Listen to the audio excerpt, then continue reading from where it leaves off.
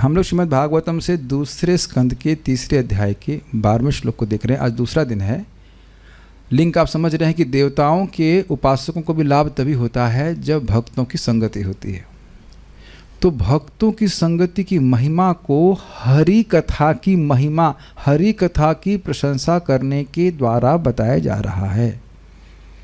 ये लिंक समझना होगा। मुझे लग रहा है कल मिस कर देते ये पॉइंट। एक व्यक्ति श्रीधरी स्वामी के, 2-3 लोगों ने मुझे कहा कि श्रीधरी में ये बात हम लोग एरर दिखा रहे, माइनर एरर। एरर नहीं है, एरर नहीं है। जरा देखिएगा श्रीधरी में क्या लिखा हुआ है। 11वें श्लोक के भागवत संगता के द्वारा सूचित श्री हरि कथा की प्रशंसा ज्ञानम यदा इस श्लोक से कर रहे हैं। तो लिंक ही समझ में नहीं आया कि बात क्या हो रही है। जिस भागवत संघ के बारे में बोला गया कि भागवत संघ से ही यदि भगवान में सेव्य का भाव उदित हो जाता है कि कृष्ण मेरे स्वामी हैं, मैं कृष्ण की सेवा करूंगा, उनके बारे में सुनूंगा, कीर्तन करूंगा, इससे मेरा लाभ होगा, यही मेरा कल्याण है। तो भक्तों की संगति का ये बहुत बड़ा लाभ हुआ। तो अब ये कैसे होगा? भगवान की कथा जब सुनेगा तब भगवान के प्रति भाव होगा, नहीं तो कोई भाव नहीं होगा। आप बात समझ पा रहे हैं? तो भगवान की कथा कहाँ उत्पन्न मिलेगी? भक्तों के संग में मिलेगी। तो भक्तों की संग की महिमा हरि कथा की महिमा के द्वारा प्रस्तुत की जा रही है। ये जो हरि कथा है ये विशेष है और ये केवल भक्तों के संग से ही प्राप्त होगी। और उस हरि कथा का क्या प्रभाव है जरा देखिएगा।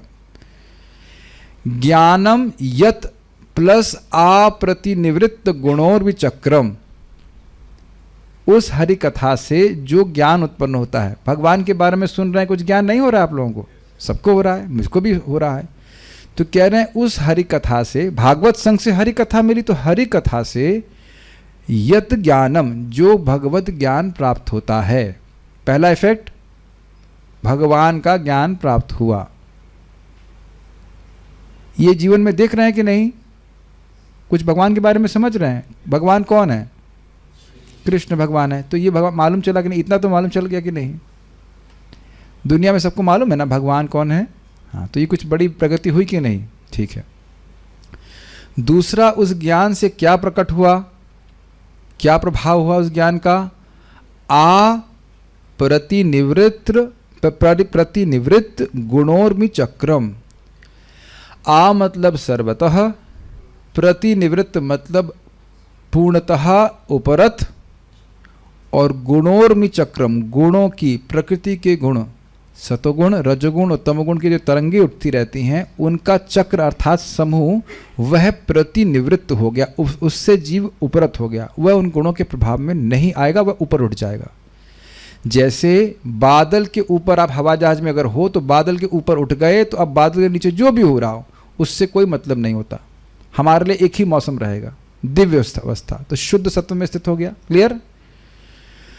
उससे क्या हुआ? दूसरा इफेक्ट क्या देख रहे हैं? गुण ऊर्मी चक्र, गुणों की जो तरंगे हैं उनका जो समूह है, चक्र है, चक्र मतलब समूह है, उससे वह बच गए। 3 है, रजोगुण, तमोगुण, सतोगुण, उनके समूह से वो बच गए।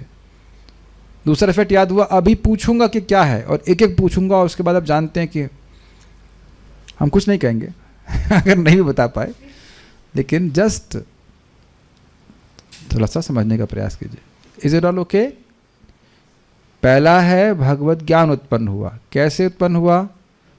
भक्तों के संग से। और जूम वाले डिवोटीज में आपकी आवाज़ भी रिकॉर्ड कर सकता हूँ। ये टेक्नोलॉजी मुझे प्राप्त हो गई है, तो आपका नाम लेके पूछूंगा और यहीं से मिसाइल दाग दूंगा अगर आप नहीं बता पाए तो। और नहीं तो वीडियो ऑफ कर लीजिए। वीडियो ऑन कर रहे हैं वो मेरे सामने बिल्कुल 2 फीट की दूरी पे है। प्रभु जी ऐसे तो सुखदेव गोस्वामी ऐसे तो नहीं बता रहे थे। हमारी परंपरा थोड़ी अलग है ठीक है। हम चाह रहे हैं कि आप लोग टीचर बन जाइए भागवतम के, ऐसे ही समझाया जाए, एक एक शब्द को समझाया जाए, और जब आपको समझ में आएगा तब आप समझा पाएंगे। तो वीडियो ऑन करने से पहले आप सोच लीजिएगा कि हम कुछ पूछ सकते हैं जो यहाँ पे सिखा रहा हूँ, because you are looking at the shloka, is it not? यत ज्ञानम दिख गया, द्विवेदी जी आपको। यत प्लस अप्रतिनिवृत्त गुणोर्मि चक्रम। Yes, I have a technology to record your voice. Yes, now we can torture Dwivedi ji also. Yes, so now यत ज्ञानम मतलब कौन सा ज्ञान? भगवान के गुण, रूप, माधुर्य इत्यादि का ज्ञान। कैसे मालूम चला? हरि कथा के द्वारा। कैसे मिली? भक्तों के संग से। इतना बात समझ में आ गया। उससे क्या हुआ? दूसरा इफेक्ट, बोलिए, आ प्रतिनिवृत्त गुणोर्मि चक्रम। हाँ, बोलने से कुछ अर्थ आ रहा है ना। आ मतलब सर्वतः, प्रतिनिवृत्त मतलब उपरत हो गया, पूर्णतः उपरत हो गया। क्या उपरत हो गया? उपरत मतलब शांत हो गया, विरक्त हो गया, उससे रुक गया। किससे हो? गुण ऊर्मि चक्रम। कभी सतोगुण आ रहा है, कभी रजोगुण का प्रभाव आ रहा है, कभी तमोगुण का प्रभाव आ रहा है, इस चक्र समूह से वह मुक्त हो गया। फिर तीसरा प्रभाव क्या? आत्म प्रसाद। उसका मन, उसकी बुद्धि एकदम अब शांत हो गए, सुखी हो गए, संतुष्ट हो गए।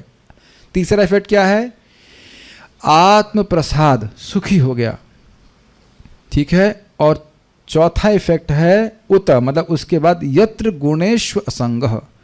गुण मतलब प्रकृति के गुण, रजगुण, तमगुण, सत्वगुण, या सत्वगुण, रजगुण, तमगुण, और इनके द्वारा जो भी पदार्थ प्रकट हैं इस जगत में। प्रधान होता है, प्रधान भौतिक जगत में प्रकृति की अव्यक्त अवस्था को प्रधान कहते हैं, जिसमें गुण साम्यावस्था में रहते हैं, रजोगुण, तमगुण, सत्वगुण कुछ नहीं कार्य कर रहे होते हैं। उसके बाद कौन गड़बड़ करता है? भगवान विष्णु गड़बड़ करते हैं। भगवान विष्णु देखते हैं उसके पर, अपने दृष्टिपात के द्वारा उसमें जीवों को स्थापित करते हैं, बद्ध जीवों को, और काल शक्ति को किससे उसमें क्षोभ करते हैं, और गुणों का डिस्टर्बेंस होता है, उसके द्वारा महतत्व की सृष्टि होती है। तो आप समझ रहे हैं कि जगत की जो भी वस्तु है, इस जगत की जो भी वस्तु है वह गुणों के द्वारा बनी है। सब लोग समझ पा रहे हैं इस बात को? यस। तो आप यह देख रहे हैं कि हम इन वस्तुओं में आसक्त हो जाते हैं, ये हमारा है, वो हमारा है, इत्यादि इत्यादि। इसीलिए देने में कठिनाई हम लोग करते हैं। जबकि आप देखेंगे कि देने के बाद सुख मिलता है। ये देखा है आपने? ये सबने देखा है कि हम जब इकट्ठा करते हैं सुख नहीं मिलता है, लेकिन किसी की सहायता करते हैं धन से या किसी भी वस्तु से, तो एक शांति मन में आती है। कभी आपने अनुभव किया है? चाहे आप 5 रुपये दीजिए, 20 रुपये दीजिए, देखिएगा ये भगवान गीता में भी बताते हैं। लेकिन हम क्योंकि वस्तुओं में आसक्त हैं और यह भी जानते हैं कि वस्तु हमारी है नहीं, कोई भी कभी भी छीन लेगा, इसलिए भय भी होता है, फिर भी आसक्ति के कारण परेशान होते हैं। क्या सब लोग देख पा रहे हैं? Everyone is on the same page? ठीक है। तो कह रहे हैं यत्र गुणेषु संग। यत्र मतलब जिस अवस्था में, किस अवस्था में? आत्म प्रसाद की अवस्था में। आत्म संतुष्ट है। आत्म संतुष्ट है इसका मतलब है कि विरक्त है। मानते हैं? या दूसरा एंगल से देखिए, क्योंकि गुणों से अनासक्त है इसलिए भी आत्म प्रसाद है। दोनों तरह से ले सकते हैं, दोनों एंगल से देख लीजिए, लेकिन मेन बात है आत्म संतुष्ट है इसलिए गुणों में आसक्त नहीं है। गुणेषु, गुणों में, अर्थात गुणों से बनी हुई वस्तु में असंग, वह विरक्त है, उसकी आसक्ति नहीं है। 4 प्रभाव दिखे। अब भगवान की प्रसन्नता के लिए, केवल भगवान की प्रसन्नता के लिए, इसमें मेरा कुछ भी नहीं है। 1 मिनट। तो हम अब जूम के भक्तों को थोड़ा थोड़ा परेशान करेंगे, ज़्यादा नहीं। राधा शर्मा माता जी, पहला ये बताइए कि पहला प्रभाव क्या बताया यहाँ पे, भक्तों के संग का क्या प्रभाव पड़ा? एक बार हरे कृष्णा बोलिए, हम देखें आपको सुन पा रहे हैं कि नहीं। हरे कृष्णा। हाँ, 1 मिनट रुकिए, इतनी आवाज़ क्यों कम आ रही है?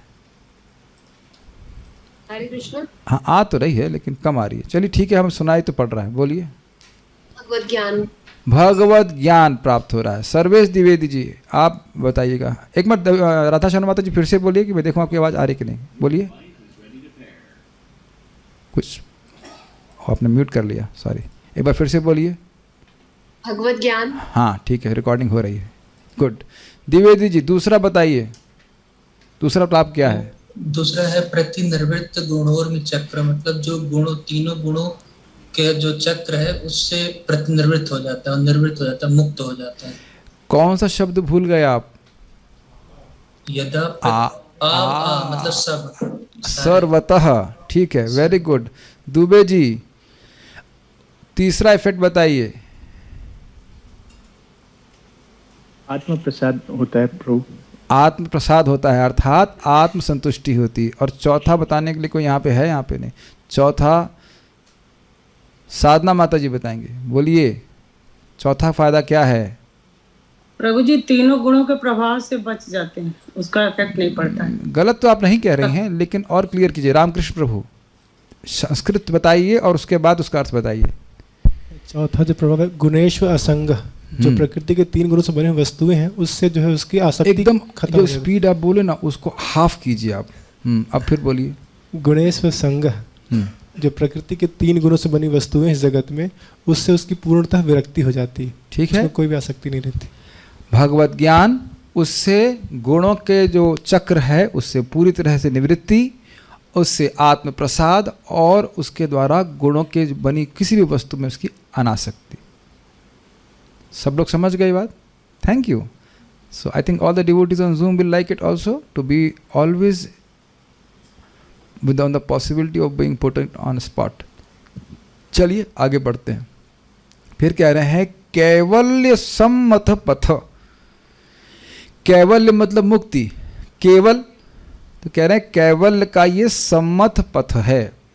सम्मत, आप लोग सब बड़ी बात मान रहे हैं ना, इसे कहते हैं सम्मत। कोई कहे कि भाई मुक्ति का मार्ग क्या है? अब भक्ति योग है, सबसे आसान है। क्यों भाई सम्मत है? क्योंकि करने में बहुत आसान है। अगर अभी हम कह देते कि अब शीर्ष आसन लगाकर कथा सुननी है, तो कहेंगे प्रभु जी पहले या तो आप शीर्ष आसन लगा के बोल के दिखाइए, है ना। शीर्ष आसन लगा करके बोल के दिखाइए तो हम उसको शीर्ष आसन लगा कर सुन भी लेंगे। लेकिन आप जान रहे हैं कि ऐसा कुछ नहीं करने की जरूरत होती। मानते हैं कोई बात? भगवान का नाम एक बार बोलने से कितना बड़ा पुण्य, सारी तपस्या का लाभ मिल जाता है, पुण्य मिल जाता है, सब कुछ। वेद कई बार पढ़ लेते, तो करने में बहुत आसान है और लाभ बहुत अधिक है, और ये सीधे भगवान के चरणों की प्राप्ति कराता है। श्रीमद् भागवतम को सुनने की इच्छा से भगवान हृदय में आ जाते। तो अब इससे आसान साधन क्या है और इससे अधिक प्रबल साधन क्या है? प्रबल है और आसान है। तो सब लोग सहमत है ना इसको करने के लिए? कोई दिक्कत? समझ पा रहे हैं? करना बहुत आसान है, समझ में आगे की बात छोड़ दीजिए। भागवत सुनने की इच्छा से ही भगवान हृदय में आ जा रहे हैं, तो आसान हो गया कि नहीं? तो और दूसरा, ये कृषिवत नहीं है। कृषिवत का मतलब क्या हुआ? कृषि कर रहे हैं, गेहूं की फसल बोई, सब कुछ हुआ, और एकदम अब जब काटना का मौका हुआ तो बस ओले पड़ गए और सर पीटते बैठो। ऐसा नहीं, भक्ति का फल आता ही है। भक्ति का फल आता ही है क्योंकि इसको देने वाले सीधे भगवान हैं, बीच में कोई नहीं है। देखा यहाँ पे प्राइम मिनिस्टर की कुछ डायरेक्ट योजना होती, सीधे प्राइम मिनिस्टर के फंड से कहीं मिलता है, बीच में कोई बिचौलिया नहीं होता है। बिचौलिया समझते हैं आप लोग? मैं मान लीजिए मैं प्राइम मिनिस्टर हूँ, रामकृष्ण प्रभु चीफ मिनिस्टर, हाँ चीफ मिनिस्टर आप, उसके बाद नीचे वाले मिनिस्टर विवेक प्रभु। तो मैंने कहा हाँ भाई ये 5 करोड़ दे देना, तो आप कहेंगे मेरा परसेंटेज तो दे दीजिए। फिर उसके बाद वहाँ से कट करके चीफ मिनिस्टर से कट करके कहीं और जाएगा, तो वो काट काट के मिलता है। और एक होता है सीधा प्राइम मिनिस्टर दिलवाता है, इसको 5,000 रुपये दो, जो होता है ना सीधे मिलता है, वो 1% कम नहीं होता है। तो भक्ति का फल सीधे भगवान देते हैं। समझ में आ रहे हैं इस बात को? इसीलिए इनका नाम अच्युत कहा जाता है। तो ये जो भक्तों पे कृपा करने से नहीं चूकते हैं। कुछ प्रमाण है? ददामी ददामी बुद्धि योगम तम। श्लोक पूरा कीजिए, पूरा मतलब शुरुआत से। हाँ, ये शाम नहीं, तेषाम सतत युक्तानाम भजताम प्रीतिपूर्वकम ददामि बुद्धि योगम तम ये ना माम उपयांति ते। जो लोग सदा ही मेरा भजन करते हैं, प्रीतिपूर्वक भजन करते हैं, आसक्त मन से भजन कर रहे हैं, तो ददामी, देवताओं के द्वारा नहीं, मैं देता हूँ। अहम एषा माउसम त्वम ददामी, मैं इस माउस को तुमको दे रहा हूँ, ये देता हूँ। तो बीच में कोई आया? ददामी का मतलब है डायरेक्ट भगवान से ज्ञान। तो अगर आसक्त होकर के भजन कर रहे हैं, अच्छे लग रहे हैं, प्रेम से भजन कर रहे हैं, प्रीति से भजन कर रहे हैं, तो भगवान डायरेक्ट ज्ञान देंगे। समझ में आया? डायरेक्ट भगवान की सहायता होती है, डायरेक्ट, कोई देवता बीच में नहीं आ रहे हैं। केवल इसलिए केवल सम्मत पथ अथ भक्ति योगा, अतएव ये भक्ति योग ही कैवल्य का सम्मत पथ है। सवाल ओके? तो कह रहे हैं को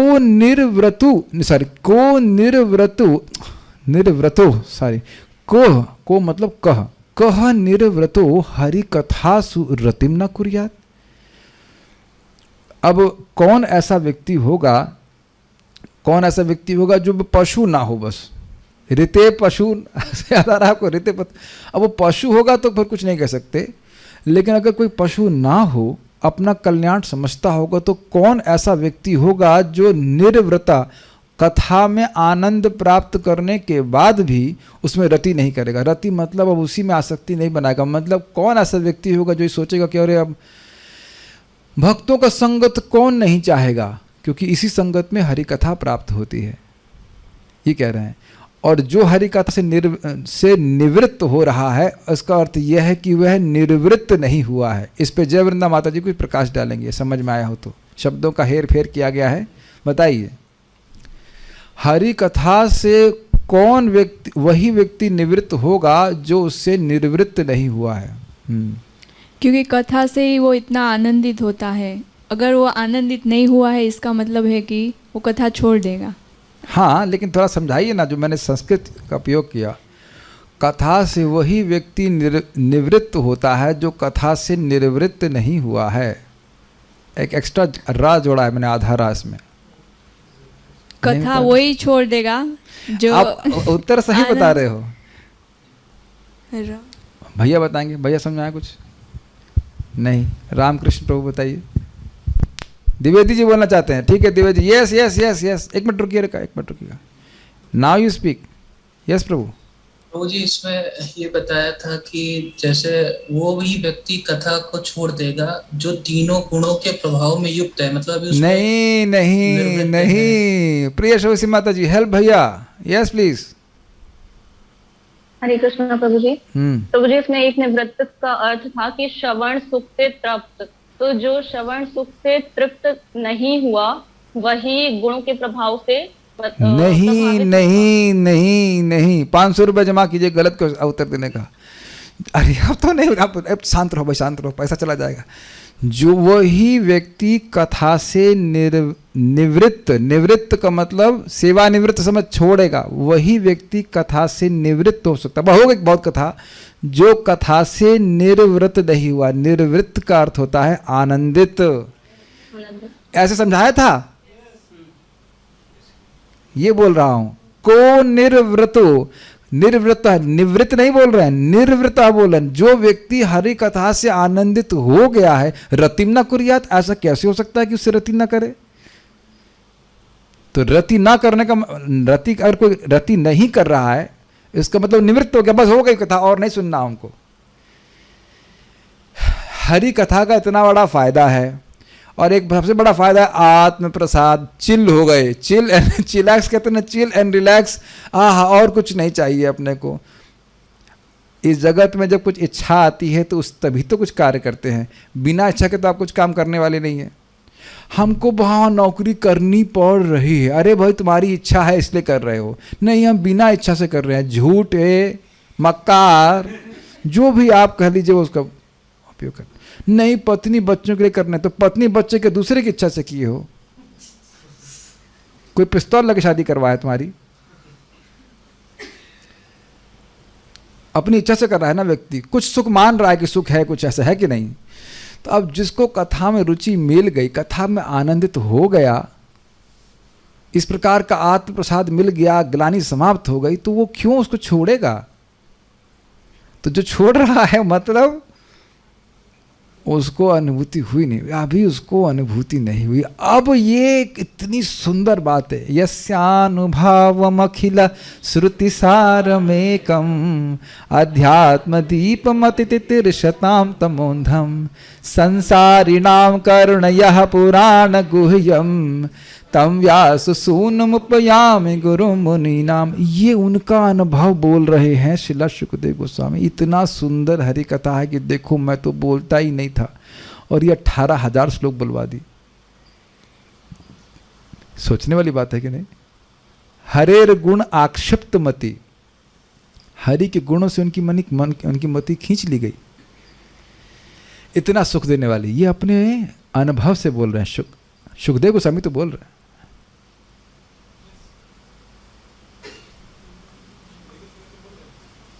हाँ, सुखदेव गोस्वामी तो बोल रहे हैं, सुखदेव गोस्वामी ही बोल रहे हैं। यस, ठीक है। तो अब आप कहेंगे प्रभु जी हम तो नहीं सुन रहे हैं। अच्छा ठीक है भाई, 24 घंटे ना आप ना मैं बोल रहा हूँ ना आप सुन रहे हैं, लेकिन 24 घंटे का अंतराल नहीं आना चाहिए। शाम को तो भाई कथा मतलब बाद में बहुत महत्वपूर्ण कार्य, नहीं रुको पहले जी लें, थोड़ा पी लें कुछ, उसके बाद कुछ बात करेंगे, थोड़ा पी लें उसके बाद। अभी हम बार में जा रहे हैं, बार से आने के बाद बात करेंगे, ठीक है कि नहीं। कर्ण पीयूष समास्वाद्य, अमृत पी लें, कुछ थोड़ा सोम रस पी लें, इसका ठंडा करते उसके बाद बात करेंगे, मूड बनेगा उसका कुछ बात करने का। नहीं तो जल ही रहा है जगत में व्यक्ति, है ना। और यह तो हरि कथा का प्रभाव है, और उसको स्लैश में कर दीजिए कि अब हम जो जगत की वार्ता करते हैं उससे क्या होता है। अज्ञानम यत अन्वय देख ले, व्यतिरेक देखिए आप। अभक्तों के संगति से अभागवत संगतः अभक्तों की संगति से जो अज्ञान उत्पन्न होता है, क्या बोलेंगे, अप्रति प्रवृत्त गुणोर्मि चक्रम, सर्वतः पूर्णतः गुणों के तरंगों के चक्र में वह डूब जाता है। आत्म अप्रसाद, इसके द्वारा क्या होता है, वह सारी संतुष्टि को भूल जाता है, कभी संतुष्ट रहता नहीं है। उत उसके बाद यत्र गुणेषु संगः, उसका प्राकृत गुणों की वस्तुओं में संगति हो जाती है।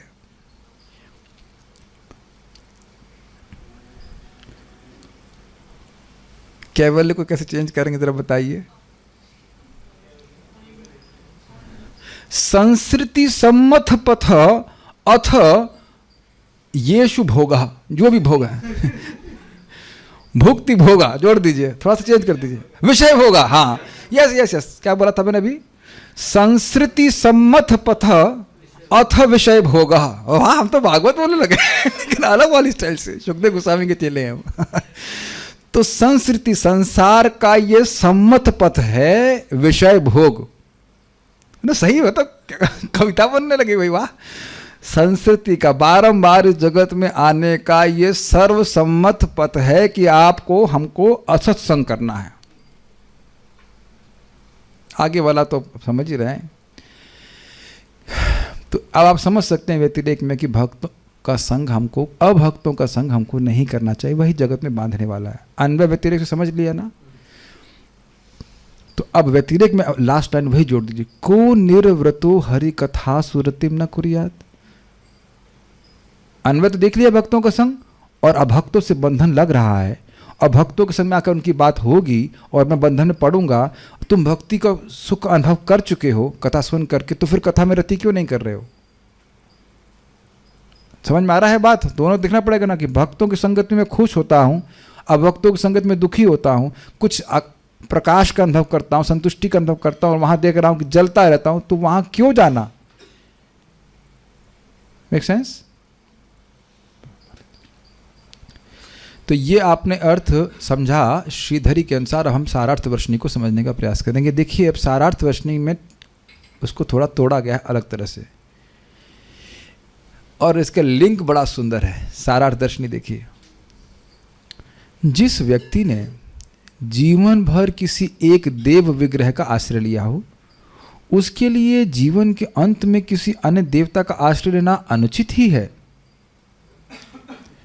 उस व्यक्ति को जिसने सदा एक देवता की ही उपासना की है, उसे अंत में भागवतों के संग से भगवान के प्रति भक्ति विकसित करा देना, ये कैसे उचित है। लिंक क्या था, जरा श्लोक दिखाइए, पिछले श्लोक को दिखाइए। बहुत रुचिकर है, बहुत सुंदर है, बहुत सुंदर है। एतावानेव यजताम इह निश्रेयसोदयः भगवती अचलो भावो यद भागवत संगतः। ये जितने भी देवताओं के उपासक हैं, एतावान एव, उनका इतना ही, यजताम मतलब जो देवताओं के उपासक, एतावान एव, उनका इतना ही, इह इस जगत में निश्रेय है।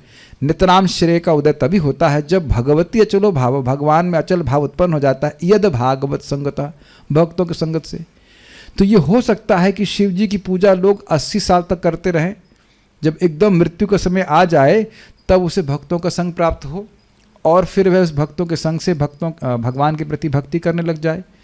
तो आप मानेंगे ना कि भाई जीवन भर जब किसी देवता की पूजा किए हैं, उनको छोड़ देना क्या उचित है? ये तो व्याभिचार है। अच्छा, अब ये बताइए कि भारत में क्या इस प्रकार का डर नहीं रहता है? अरे भैया बम बम भोले बाबा हम पर गुस्सा हो जाएंगे, पूरा जीवन हम सेवा किए, रोज जल दिया हूँ बिला नागा। बिला नागा समझते हैं, विदाउट एनी एब्सेंट हम इस प्रकार से पूजा किए हैं, बाबा तो शायद त्रिशूल मार देंगे हमको। तो क्या ये उर्दू का शब्द कहा जाता है एहसान फरामोशी नहीं है? ये जिस देवता ने इतना किया हमारे लिए, देखिए लड़का दिया, नौकरी लगवाई, ये घर देख रहे हैं आप, ये सब बाबा भोले दिए, भोले बाबा दिए हैं। ऐसा बोलते हैं कि नहीं? उनके लिए बोला जा रहा है कि भाई अब इतना समय से इनका जो भी पूजा की है, शिव जी की, दुर्गा जी की, जिसकी भी पूजा की, इंद्र की, गणेश की, शनि देवता की, बस यही कल्याण है कि भक्तों की संगति से भगवान में अचल भाव आ जाए। अचल मतलब अब देवता में ना जाए। अचल का मतलब तो नहीं हिलने वाला। अचल का यह भी अर्थ है कि हिलने की संभावना होने पे भी ना हिले। तो भगवान में ही मती जा रहे, भगवान की ही सेवा करनी है, भगवान की ही सेवा करनी है, भगवान की सेवा करनी है।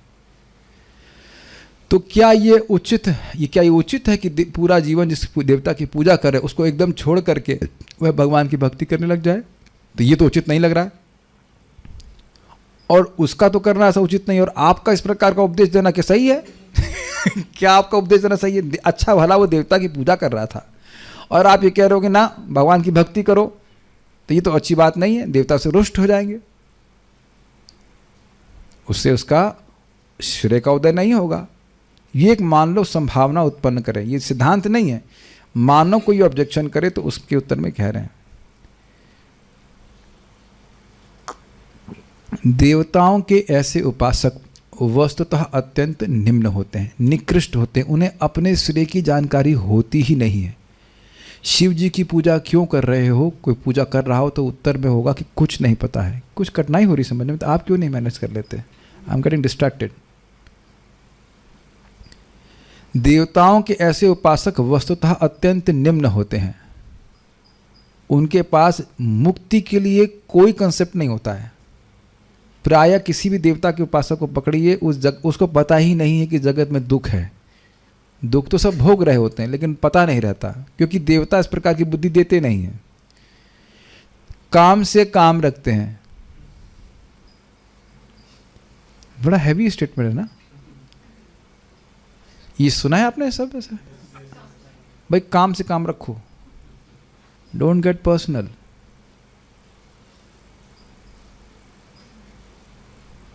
और देवता के उपासक भी इसी प्रकार के होते हैं, उन्हें अपना काम हो गया, अपना काम निपट गया, अब देवता अपने घर में खुश, पार्वती जी को संभालें, हम अपना घर संभाल,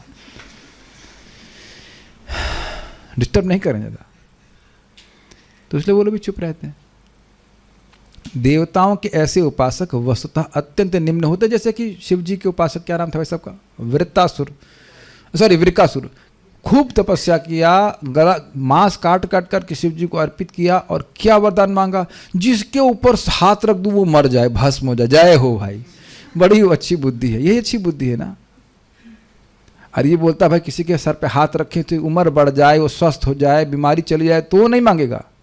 वहां भी तो शिव जी तथास्तु कह सकते, लेकिन उसके चित्त में परोपकार की भावना आएगी ही नहीं। और यह भी क्यों आए पता है ना? सुनना चाहेंगे आप? जब शिव जी आए तो पार्वती जी भी आ गई। कहता ये इस स्त्री को ये क्यों रखेगा, मैं रखूंगा, वह धन्य है उपासक। तो इसीलिए ऐसा वरदान मांगा कि जिसके सर पे हाथ रखूं वही मर जाए, और शिव जी ने कहा तथास्तु, शिव जी को ही मारने चला। तो आप समझ रहे कितना प्रेम कर रहा है ना। पूरे विश्व के इतिहास में ऐसा कोई विष्णु उपासक नहीं हुआ है। अब इसलिए प्रमाण दे रहा हूं कि देवता के ऐसे उपासक वस्तुतः अत्यंत निम्न होते हैं, बहुत निम्न चेतना के होते हैं, क्योंकि निर्विशेष ब्रह्म के उपासक भी भगवान की शुद्धा भक्ति को स्वीकार करते हैं। उसी के क्रम को यहाँ दर्शाने के लिए यह श्लोक कहा गया है। ये थोड़ा समझने का प्रयास कीजिए। देखिए, कर्म कांड में देवताओं की उपासना होती है, और ज्ञान कांड में व्यक्ति ब्रह्म की अनुभूति करने के लिए उपनिषद आदि पढ़ता है, तो ये कर्मकांड को छोड़ देता है।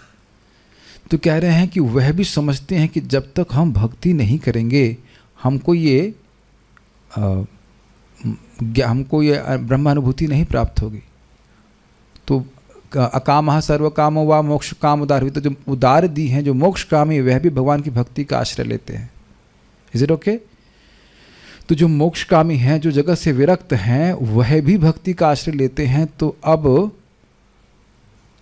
ये भक्ति कितनी श्रेष्ठ है ये बता रहे हैं, और वो किस प्रकार से मुक्त होते चले जाते हैं वह इस क्रम में दिखाया जा रहा है, इस श्लोक में दिखाया जा रहा है। देख पा रहे हैं इस श्लोक में भगवान का ज्ञान, गुणों के गुणोर्मी चक्र का निवृत्ति, आत्म प्रसाद और गुणेश्वर संग। ठीक है? हाँ, कुछ पूछ रहे थे?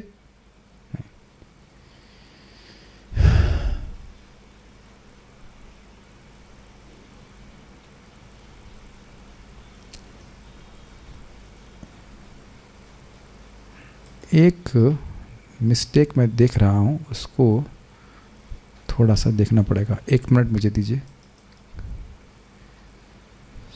2.3 is ना 2.3 we are discussing.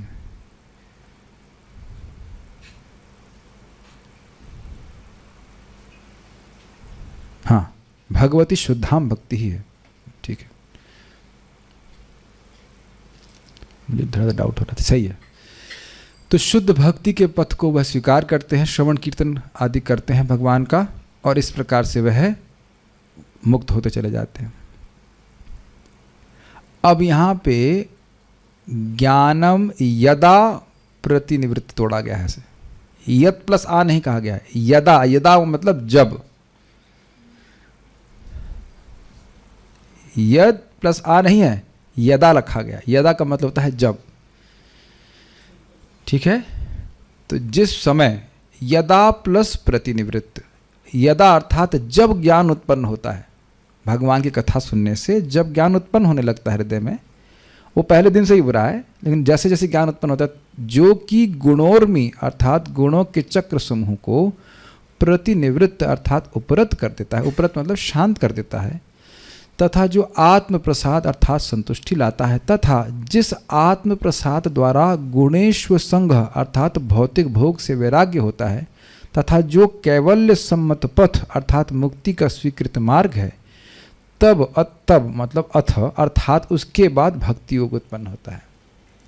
तो ये आप समझ पा रहे हैं, भगवान के भक्तों का संग हुआ, भगवान के भक्तों के संग से जब ज्ञान उत्पन्न हुआ, भगवत ज्ञान उत्पन्न हुआ, भगवत ज्ञान उत्पन्न होने से गुणों की उर्मी के चक्र समूह का उपरत हो गए, शांत हो गए, उससे आत्म प्रसाद हुआ, आत्म प्रसाद से गुणों के प्रति अनासक्ति हो गई, और उसके बाद भक्ति उत्पन्न हुई। अब ये बड़ी आसानी से आप समझेंगे। ब्रह्मभूत प्रसन्नात्मा न शोचति न कांक्षति समः सर्वेषु भूतेषु मद भक्ति लभते पराम।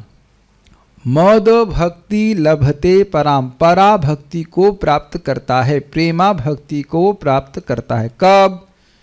ब्रह्मभूत। इस समय हम लोग क्या हैं? जीव भूत हैं, बद्ध जीव हैं। तो कह रहे हैं कि भक्ति करते करते जब वह ब्रह्मभूत अवस्था को प्राप्त करता है, भक्ति का अभ्यास कर रहे हैं, साधना कर रहे हैं, तो ब्रह्मभूत अवस्था कैसी होती है? ना शोचती, ब्रह्मभूता प्रसन्न आत्मा। प्रसन्न, जब आप प्रसन्न होते हैं तो आपको क्या चाहिए होता है? रुकिए बोलना मत एक साथ, किसको पकड़ूं मैं? विवेक प्रभु माइक दीजिए इनको।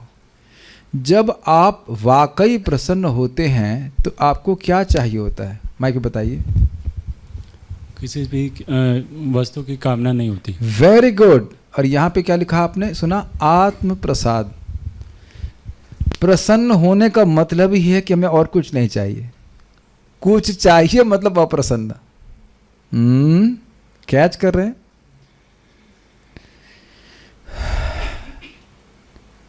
माय डियर जूम डिवोटीज,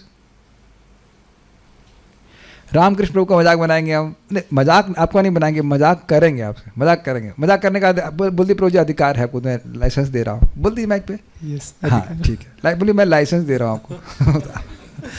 आप ये बताइए कि जो आपका प्रीवियस जॉब था उससे आप खूब प्रसन्न थे, माइक पे बताइए। नहीं। नहीं, इसीलिए स्विच ओवर किया। यस। यस, और आप प्रसन्न हुए?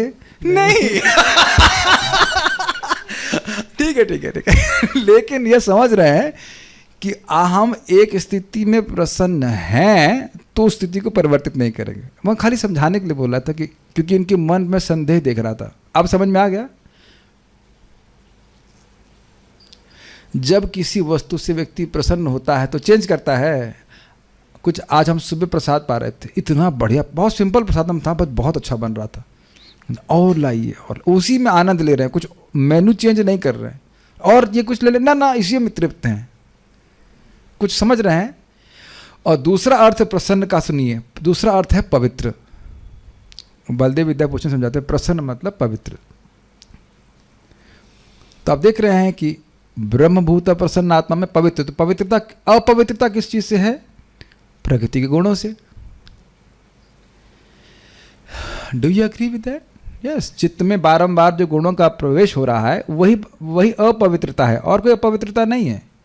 तो प्रसन्न आत्मा मतलब पवित्र आत्मा। जितना पवित्र होंगे, जितना चित्त शुद्ध होगा, उतने आप सुखी होते जाएंगे। सारी बातें पकड़ रहे हैं। ब्रह्मभूत प्रसन्न आत्मा, आत्म प्रसाद प्रसन्न आत्मा। अच्छा, न शोचती न कांक्षती। गुणों की उर्मी का जो चक्र समूह है उसका प्रभाव जयवनंदा माता जी बताएंगे किस रूप में आप अपने चित्त में अनुभव करते हो। ये अनुभव करते हैं गुणों का प्रभाव होता है, ये भी ऊपर उठ गया आप? हाँ करते हैं जी, बिल्कुल। कैसे होता है प्रभाव? राग और द्वेष। Very good. ना सोचती ना कांक्षती। कौन ना सोचती ना कांक्षती? उसका शोक होता रहता है कि हाय ये क्यों हो गया, हाय ये मिल जाए, तो राग और द्वेष के रूप में गायब हुआ। तो आप देख रहे हैं भगवान भी गीता में इस बात को बोल रहे हैं, गुणोर्मि चक्र प्रतिनिवृत्त गुणोर्मि चक्रम। प्रभाव क्या हुआ? न शोचती न कांक्षती। अच्छा, और गुणेषु संज्ञा का अर्थ क्या हुआ? समः सर्वभूतेषु भूतेषु। भूत का एक अर्थ है जीव, और भूत का मतलब प्रकृति के तत्व, पंच महाभूत। तो पंच महाभूत से बनी कोई भी व्यक्ति की वस्तु के प्रति सम, इसको भगवान गीता में कहते हैं समलोष्ट्रा समकांचना। समकांचना, मिट्टी और सोने को बराबर देखना। तो समः सर्वेषु भूतेषु का एक यह भी अर्थ है कि सभी भौतिक वस्तुओं को ऊंच नीच हम मानते हैं ना, ये बहुत अच्छा है, ये बुरा है, उस संभाव से देखता है। ये सब भगवान की शक्ति है एक, और सभी जीवों को समान रूप से देखता है, अर्थात शत्रु मित्र के रूप में नहीं देखता। देखिए, राग द्वेष दोनों तरह से होता है।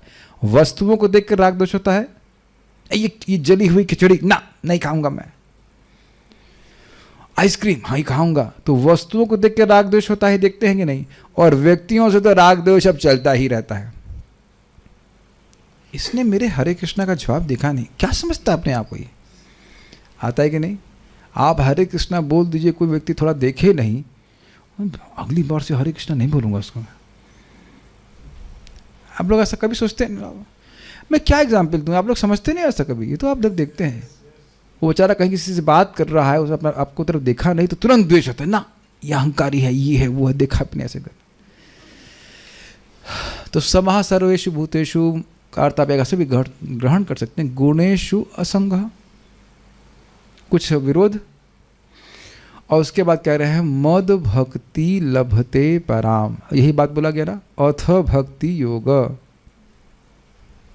उसके बाद शुद्ध भक्ति प्रेमा भक्ति को प्राप्त करता है, जब वह गुणों के परे चला जाता है।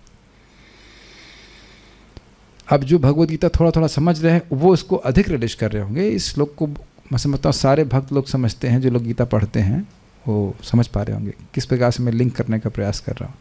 तो ये क्रम दिखाया गया किस प्रकार से शुद्ध भक्ति प्राप्त होती है। तो अब अगर हृदय में गुणों की तरंगे चल रही हैं और उसमें हम सर्फिंग बोट लेकर के सर्फिंग कर रहे हैं, समझ रहे हैं ना बात? तो अब ये मत सोचे कि भी हम प्रेम भक्ति प्राप्त हो गई है। Do you agree? Wow, this is a nice ocean, but they are big sharks, my dear devotees, with material desires.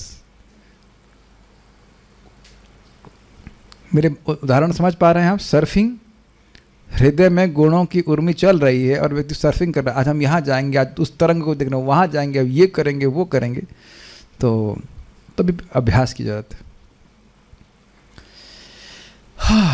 तो इसके बाद भक्ति योग उत्पन्न होता है।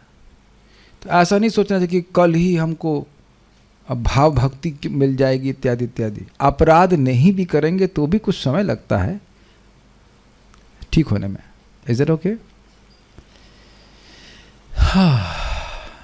Is everyone on the same page my dear zoom devotees? समझ में आई टीका? यदा प्रतिनिवृत्त, जब। अब एक प्रश्न आएगा कि कब? तो जब। ये क्या बोल रहे हैं? शब्द सुन रहे हैं? यदा प्रतिनिवृत्त, भक्तों के संग से हरि कथा सुनने से जब गुण उर्मी चक्र समाप्त हो जाएंगे। तो प्रश्न बनेगा ना कि कब? जब, तब। मेरा भाषा समझ पा रहे हैं आप? जब होगा तो उसका अनुभव आपको अपने आप होने लगेगा। इसमें 2 महीना लगेगा कि 4 महीने लगेगा कि 8-10 साल लगेगा या जन्म लगेंगे, यह नहीं कहा जा सकता है। अगर अपराध से रहित होकर करेगा तो तीव्र प्रभाव दिखेगा, अगर अपराध करेगा तो समय लगेगा। होगा जरूर। देखिए, प्रहलाद महाराज को उसी जन्म में प्राप्त हो गया था प्रेम, और कार्तिक मास आ रहा है, नलकुबर और मणिग्रीव को 36,000 साल लगे, लेकिन ठीक हो गए वो। Is that all okay? इसके लिए श्रीमद् भागवतम सुनना चाहिए। एक मैं छोटा सा उदाहरण श्रवण पे देना चाह रहा हूँ, उसका फिर इस टॉपिक पे आ जाऊँगा। एक भक्त से बात हो रही थी, कह रहे तुलसी पूजा हम नहीं करते हैं।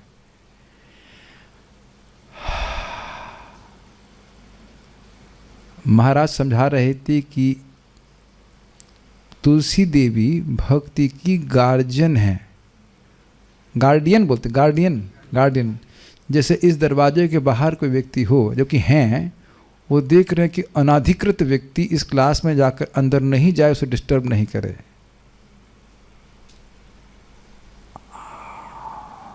And you don't worship Tulsi Devi,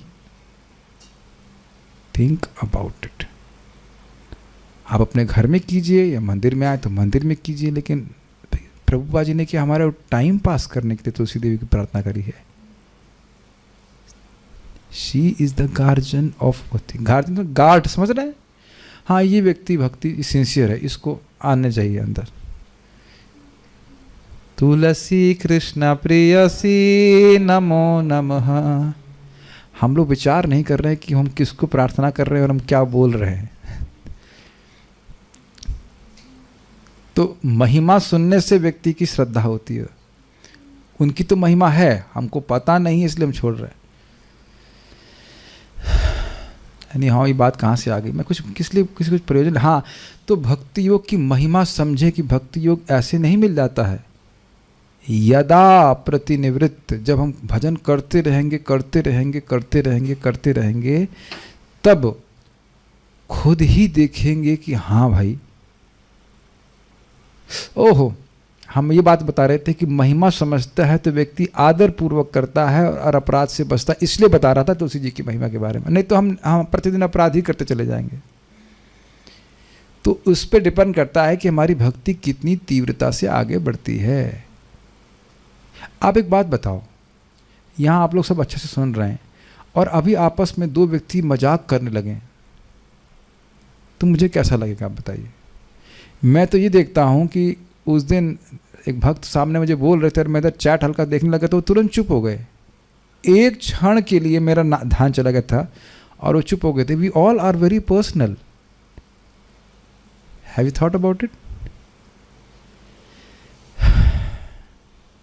इससे कोई फर्क नहीं पड़ रहा है कि मैं कितने समय से भक्ति कर रहा हूँ, किस एटीट्यूड में कर रहा हूँ। मैं यदा पे बोल रहा हूँ, किस एटीट्यूड पे कर रहा हूँ, उस पर निर्भर करता है कि मेरी प्रगति कितनी होती है। और सबसे बड़ी बात है, किसी ने एक बार भी सोचा है कि कृष्ण हृदय में बैठे देख रहे हैं कि मैं कैसे भक्ति कर रहा हूँ? वो दोष नहीं देखते हैं, लेकिन देखते जरूर है कि भजन कैसे हो रहा है। Now, would you like to accept that?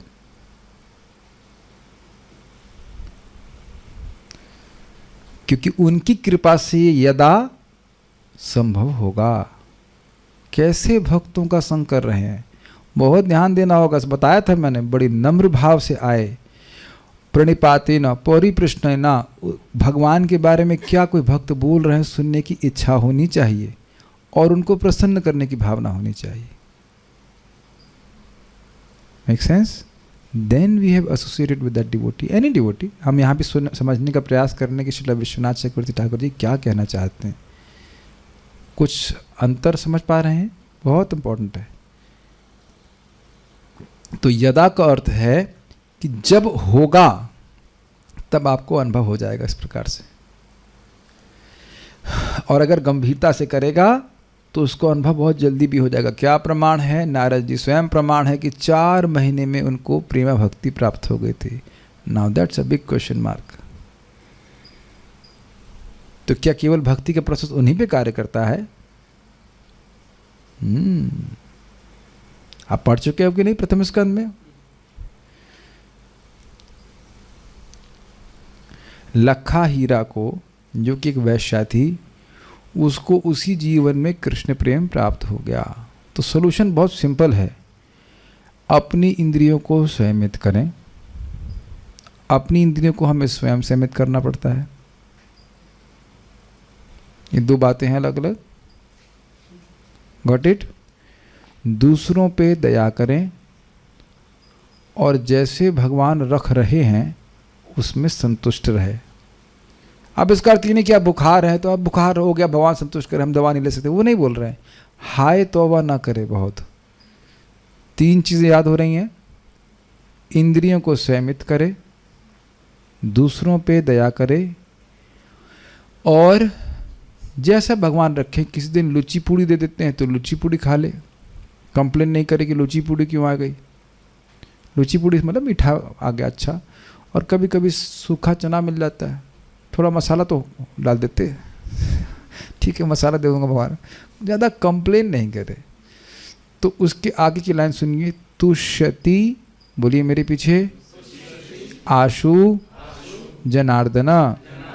फिर से बोलिए, तुष्यति आशु, ऐसे नहीं, 2 शब्द बोलिए, तुष्यति आशु, आशु जनार्दना। तीनों को एक साथ बोलिए, तुष्यति आशु जनार्दना, तुष्यति आशु जनार्दना।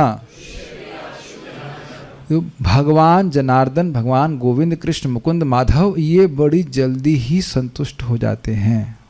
ये फॉर्मूले दिए गए भागवत में, याद हुए? इंद्रियों को संयमित करे, दूसरों पे दया करे, जितना सामर्थ्य है। अब मुझसे कोई कहे कि शुभ कृष्णदास जी 1 करोड़ रुपए दीजिए, हमने कहा ये कैसे दूंगा मैं, तो ये तो मेरे, इसके लिए तो कोई दोष नहीं माना जाएगा, है कि नहीं? और कोई कहे कि 2 चना दे सकते हैं, तो हाँ 2 चना दे सकते हैं, कोई दिक्कत नहीं। कुछ मांग रहा है सहायता, कुछ चाहता है असहाय, सहायता कीजिए, अब देखिएगा बड़ी प्रसन्नता होती। और क्योंकि भगवान उससे प्रसन्न होते हैं। और आशु का मतलब तुरंत होते हैं। और तीसरा क्या है, भूल गया मैं, क्या है तीसरा? तीसरा क्या रहा? हाँ, भगवान ने हमको 2 गुण दिए हैं। एक कि हमारी स्मृति शक्ति बहुत तेज है, दूसरा क्या है, याद नहीं है, दूसरा गुण याद नहीं आ रहा। तो तीसरा क्या है, जैसा भगवान रखे, क्योंकि इस जगत की कोई वस्तु हमको सुखी नहीं कर सकती है। तो ये सब बातें क्यों कही गई? यदा जल्दी से आ जाए, जितनी जल्दी से आ जाएगा उतना आपको सब अनुभव होने लग जाएगा। क्योंकि व्यक्ति सोचता रहेगा नहीं, गुण की उर्मी का, हमारी तो उम्र निकल जा रही है, ये उर्मी समाप्त नहीं हो रही है कि नहीं? क्योंकि गलत तरह से कर रहे हैं। Make sense to you? तो सीखना बहुत ज़रूरी है। ये आप जानते हो, मानते हो कि किसी चीज़ की रेसिपी ठीक से पता हो तब तो कुछ बना पाएंगे। मैं एक उदाहरण देता हूँ। हमारे सर के घर पे हम लोग खिचड़ी बनाना सीखे थे। अब मैं जब घर आया तो मैंने खिचड़ी बनाई पालक वालक डाल करके, तो मेरा भाई था, उसने तुरंत मुंह बनाया, खिचड़ी मैं नहीं खाऊंगा। पूरा कुकर खा गया वो पहलवान, पूरा कुकर खा गया। कहता है वाह वाह वाह, ऐसा खिचड़ी तो हम कभी खाए नहीं, तो रेसिपी ही तो चेंज की गई ना, नहीं तो खिचड़ी मैं नहीं करते हैं ना खिचड़ी। और ये सारे प्रोडक्ट हमारे जितने हो सब खिचड़ी खा खा के तो फंसे हैं लोग बेचारे, है कि नहीं? खिचड़ी खा खिचड़ी खा के। वो खिचड़ी इस्कॉन कितनी प्रसिद्ध है, थोड़ी रेसिपी चेंज किया गया कि नहीं? ये बात है। तो इसीलिए योग वशिष्ठ में से कोई भक्त ने दिखा था, उसमें लिखा है you don't study and you can do yoga. Come on, शास्त्र स्वाध्याय बिना पढ़े आप योग कर लो। क्योंकि हम लोग कुछ ना कुछ गलती करते रहते हैं। तो इन 3 चीज़ों को आप याद रखेंगे जब सुनेंगे और याद रखेंगे तो देखेंगे हाँ ये हम अभ्यास करेंगे तो अब भगवान हृदय में ही बैठे हुए हैं, बाहर नहीं जाने की जरूरत है। और आप देखेंगे भगवान प्रसन्न होंगे तो प्रगति बड़ी तीव्रता से होगी। Make sense to you? Yes. तो यदि आपको जल्दी जल्दी पहुंचने का तरीका है आपको बता दिएगा। याद आ रहा है कुछ कुछ? इंद्रियों को संयमित करे, दूसरों पे दया करे और जैसा भगवान रख रहे उसमें संतुष्ट रहने का प्रयास करें। ठीक है, आगे पढ़ लेते हैं। तो ये सब होगा और ऐसे मुक्त होता चला जाएगा तो फिर भक्ति योग उत्पन्न होता है जैसा कि पूर्व प्रतिपादित है। अब ये अगला वाला सेक्शन क्यों बोल रहा है समझिए। कहे भाई इतना बड़ा अच्छा भक्ति योग है, हाय दैया हमें कैसे मिलेगा, हम तो अयोग्य हैं, हमको तो नहीं प्राप्त हो पाएगा। तो अब देखिए कह रहे हैं जैसा कि पूर्व प्रतिपादित है, पहले बोला जा चुका है कि व्यक्ति को यह चिंता नहीं करनी चाहिए कि वह भक्तों की संगति प्राप्त नहीं कर सकता क्योंकि वह कृपा यादृच्छिकी अर्थात सहज है।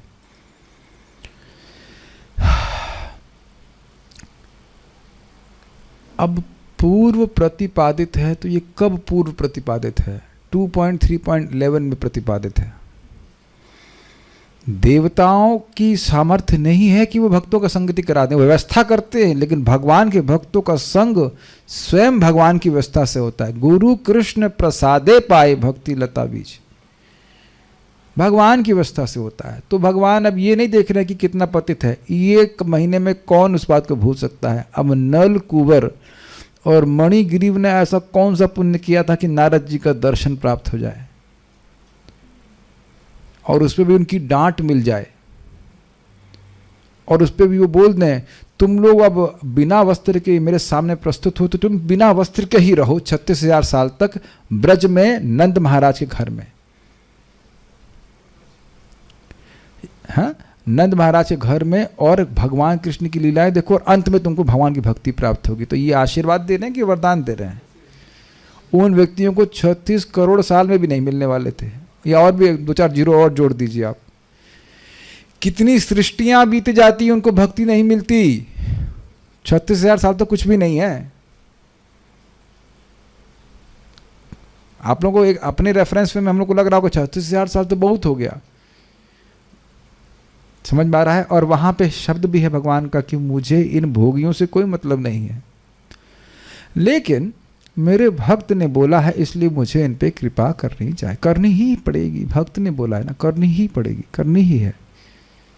आप प्रभुपाद जी का वो पुस्तक पढ़िएगा, कृष्णा बुक में ऐसा लिखता है, I don't have nothing to do with this people, they are into material enjoyment. और स्वयं गीता में भगवान बोलते भी है कि जो भौतिकता, जो लोग उसको सुनना नहीं चाहते, जो अश्रद्धालु हैं, उनको गीता का ज्ञान नहीं देना चाहिए। लेकिन भक्त लोग तो कृपा करते ही रहते हैं। अश्रद्धालुओं को भी भक्त बना बना कर उनको ज्ञान देते हैं, है कि नहीं। वो जानते हैं कि भगवान का इच्छा है कि गीता का प्रचार होना चाहिए। तो भक्तों की कृपा हमारी योग्यता की अपेक्षा नहीं करती। वो कृपा किसी को भी कभी भी प्राप्त हो सकती है, जैसे कि नलकुबर और मणिग्रीव। ठीक है, अब इसके प्रमाण देखिए। भगवान की कृपा से सनक आदि अन्यों ने भक्ति प्राप्त की तथा भक्तों की कृपा से सुखदेव गोस्वामी जैसे व्यक्तियों ने कीर्तन आदि रूप में भक्ति प्राप्त की। अतः निर्वृतो अर्थात भक्ति सुख में निमग्न कौन ऐसा व्यक्ति है जो भगवान की कथाओं के प्रति रतिम अर्थात आसक्ति नहीं करेगा। थोड़ा समझने का प्रयास कीजिए। ये कौन सी घटना हो गई? 4 कुमारों ने डैडी से पूछा। डैडी कौन? ब्रह्मा जी। बड़ा क्यूट लग रहा है, 4 प्यारे प्यारे बच्चे। डैडी ये बताइए कि भगवान कौन है? तो डैडी ब्रह्मा जी ने बताया कि भगवान विष्णु है। तो भगवान विष्णु को देखने के लिए वह विष्णु लोक तक चले गए। तो 6 दरवाजे पार कर गए और 7वें दरवाजे पे जय और विजय ने रोक दिया कि अरे कपड़े तो पहन के आओ। हिंदी से, how this babies have come here. 5 साल के बच्चे बिना कपड़ा पहने वैकुंठ में आ जाएंगे तो दिक्कत नहीं होगी उनके लिए, ये क्या हो रहा है? तो रोक दिए। तो वो गुस्सा हो गए, उनको शाप दे दिए। इतने में भगवान विष्णु आ गए और भगवान विष्णु के चरणों में जो अर्पित तुलसी थी, उस तुलसी से, उस तुलसी की सुगंध उन 4 कुमारों की नासिका में प्रवेश कर गई और सारा जो निर्विशेष ब्रह्म के प्रति आसक्ति थी वो गायब हो गया। यदा, तो जब भक्ति तो समझ, वो तो वैसे भी गुणों से पारी थे और भगवान के प्रति इस प्रकार का भक्ति योग उत्पन्न हो गया। तो ये बात आप तीसरे स्कंद में पढ़ेंगे, तब तक देखेंगे ना आप लोग, और आप लोग आशीर्वाद देंगे कि हम भी बिना बाधा के बोलते चले जाएं भगवान के बारे में। I am super excited for this यात्रा। नहीं लग रहा कोई यात्रा है, हर दिन कुछ नया स्टेशन, हर कुछ नया दृश्य है, मानते ना? आर यू नॉट एक्साइटेड कि कल क्या बोला जाएगा? मैं भी हूँ, सेम मैं भी, आप ही संग ट्रेन में मैं भी बैठा हूँ, खाली टूर गाइड हूँ आप लोग का। बाहर का दृश्य में मेरा कंट्रोल नहीं, हम तो गाइड, देखो वो पेड़ देखो, वो देखो, ऐसे ही कर रहा हूँ मैं। So big yatra, where and we will meet Krishna in 10th canto. Yes, okay. सो ये हुआ। दूसरा, सुखदेव गोस्वामी के बारे में आप जानते ही कि पैदा होते ही वह संन्यास ले लिए, भग गए। क्या हम लोग गाते हैं, यम प्रव्रजंतमनुपेतमपेत कृत्यम, यह भी अपेक्षा नहीं कि हमको दीक्षा दे दीजिए। कौन है पिताजी? व्यासदेव। व्यासदेव जी से दीक्षा लेने का मौका मिलता, आप लोग लाइन में नहीं लग जाते। आपके गुरु महाराज कौन है? श्रील व्यासदेव। अरे वाह, क्या बड़ा हाइप होता कि नहीं? व्यासदेव जी से पढ़ करके आए हैं। तो व्यासदेव जी से भी दीक्षा शिक्षा की अपेक्षा नहीं की, चले गए थे। लेकिन भागवत के श्लोक सुन करके फिर से आकर वही सुखदेव गोस्वामी भगवान व्यासदेव जी से सुने थे। बोलते भी हैं, सुखम अध्यापया मास, प्रथम स्कंद में आया था ना, अपने बेटे सुखदेव गोस्वामी को पढ़ाए थे। निवृत्तिम निरतः मुनि, जो मुनि निवृत्ति निरतः, आनंद में निरत थे, नितराम रत थे, उनको पढ़ाया। अभी मैंने बोला ना, जिसमें जब आप आनंदित थे तो कुछ नहीं चाहिए ना, फिर भी भागवत पढ़े। अब सुनाई पड़ रहा है कुछ, कोई एकदम खूब टल्ली हो गया कहा करके, उसके बाद फिर भोजन करना शुरू कर दिया, आपको आश्चर्य नहीं होगा। तो निवृत्ति निरतम मुनि, मुनि मतलब अब एकदम उपादेय वस्तु को ही ग्रहण करते थे, हे वस्तु तो ग्रहण ही नहीं करते थे। जो निकृष्ट है, जो खराब है, उसको तो छूते भी नहीं थे, वो सुनते बोलते नहीं थे कुछ, इतने निवृत्ति निरत थे। निवृत्ति निरत है ना, नहीं निवृत्ति नहीं है, निवृत्ति निरत, अत्यधिक विरक्त थे, निरत थे, उसमें जगत की किसी वस्तु में आसक्त नहीं थे, वही आनंदित थे, ब्रह्म उसके सुख में आनंदित थे। परिनिष्ठितो अपि नैर्गुण्य उत्तम श्लोक लीलया, परिनिष्ठ थे ब्रह्म सुख में, फिर भी भगवान के गुणों के द्वारा आसक्त हो गए। तो इसीलिए कह रहे हैं कि कीर्तन आदि रूप में भक्ति प्राप्त करी। भगवान श्री कृष्ण का यश गा रहे हैं श्रीमद् भागवतम से, और इस प्रकार से वे सुखी हुए।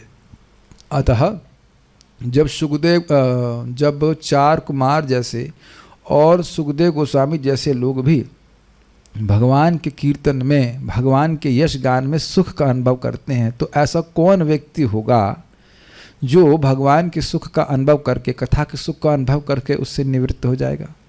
सेवा निवृत्ति नहीं होती है कृष्ण कॉन्शियसनेस में। शिला प्रभुपाद जी को आप देखे ही हैं, प्रसिद्ध है कि शरीर के छोड़ने तक भी वे भागवत के तात्पर्य को अनुवाद कर रहे थे, मानते हैं? तो ये कथा कब बंद होगी विवेक प्रभु?